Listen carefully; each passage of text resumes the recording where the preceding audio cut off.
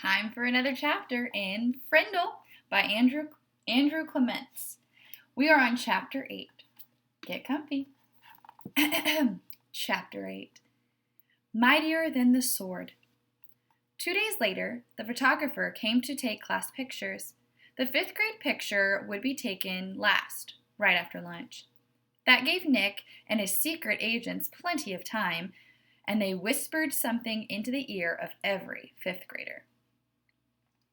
All the individual pictures had been taken, and finally it was time for the group picture. Everyone was lined up on the auditorium stage. Everyone's hair looked great, and everyone was smiling. But when the photographer said, "Say cheese," no one did. Instead, every kid said, "Frindle," and they held one up for the camera to see. The photographer was out of film, so that shot was the only 5th grade group picture he took. This was back before digital cameras. 6 of the 5th grade teachers were not pleased, and Mrs. Granger was furious. No one had really wanted to make the teachers mad, and it was just fun. It also got all the kids in the school talking about the new word, and when people pick up a new word, they say it all the time. The kids at Lincoln Elementary School liked Nick's new word a lot, but not Mrs. Granger. The day after the class picture, she made an announcement to each of her classes, and she posted a notice on the main bulletin board by the office. Anyone who is heard using the word Frindle instead of the word pen will stay after school and write this sentence 100 times. "I am writing this punishment with a pen, Mrs. Granger." But that just made everyone want to use Nick's new word even more. Staying after school with the lone Granger became a badge of honor. There were kids in her classroom every day after school. It went on like that for a couple of weeks. One day, near the end of 7th period, Mrs. Granger asked Nick to come talk to her after school. "This is not detention, Nicholas. I just want to talk." Nick was excited. It was kind of like a conference during a war. One side waves a white flag, and the generals come out and talk. General Nicholas Allen. Nick liked the sound of that. He stuck his head in Mrs. Granger's doorway after school. "You wanted to talk to me?" "Yes, Nicholas. Please come in and sit down." When he was settled, she looked at him and said, "Don't you think this Frindle business has gone too far, or gone far enough? It's just a disruption to the school, don't you think?" Nick swallowed hard, but he said, I don't think there's anything wrong with it. It's just fun, and it really is a real word. It's not a bad word, it's just different. And besides, it's how words really change, isn't it? That's what you said." Mrs. Granger sighed. "It is how a word could be made up brand new, I suppose. But the word pen, should it really be replaced by the other word?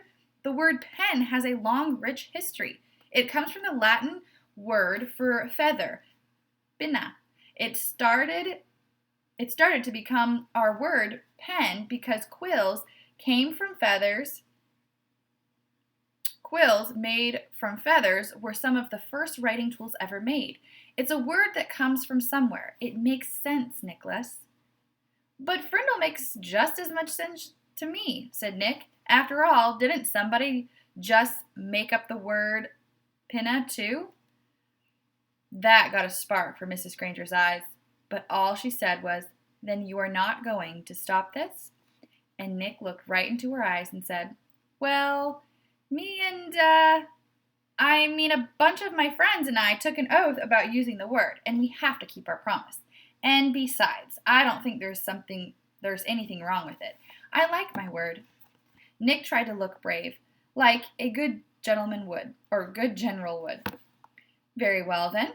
I thought it would end up this way." Mrs. Granger pulled a fat white envelope from her desk drawer and held it up. "This is a letter I have written to you, Nicholas." Nick held out his hand, thinking she was going to give it to him, but she didn't. "I am not going to send it to you until all this is over. I want you to sign your name and put today's date across the back of the envelope. When you read it, whenever that may be, you will know it is the same letter and that I have not made any changes to it." This is weird, Nick said to himself. But to Mrs. Granger he said, "Sure," and he signed his name in his best cursive and put the date under it. Then Mrs. Granger stood up abruptly and said, then that is all for today, Nicholas, and may the best word win." There was a frown on her face, but her eyes were different, almost happy. And Nick was halfway down the hall before it hit him. She likes this war, and she wants to win real bad. Walking to school the next day, Pete had a great idea. How about we see if we can get every kid in the whole 5th grade to go up and ask Mrs. Granger, "Can I borrow a Frindle?" "You mean, Mrs. Granger, may I borrow a Frindle?" said Dave. "Gotta use the good grammar. Don't want to upset Grangerous." "Sounds good to me," said Nick. "She can't keep everyone from school, can she?" Almost 80 kids stayed after school with Mrs. Granger that day. They filled her room and spilled out into the hallway. The principal had to stay late to help, and they had to arrange 2 special late buses to get all the kids home. And the next day, all the 5th graders did it again, and so did a lot of other students, over 200 kids. Parents called to complain. The school bus drivers threatened to go on strike, and then the school board and the superintendent got involved. And about this time, the principal of Lincoln Elementary School paid a little visit to the home of Mr. and Mrs. Allen. She wanted to talk to them about their son, the one in 5th grade, the one named Nick. That was chapter 8. Can't wait for chapter 9.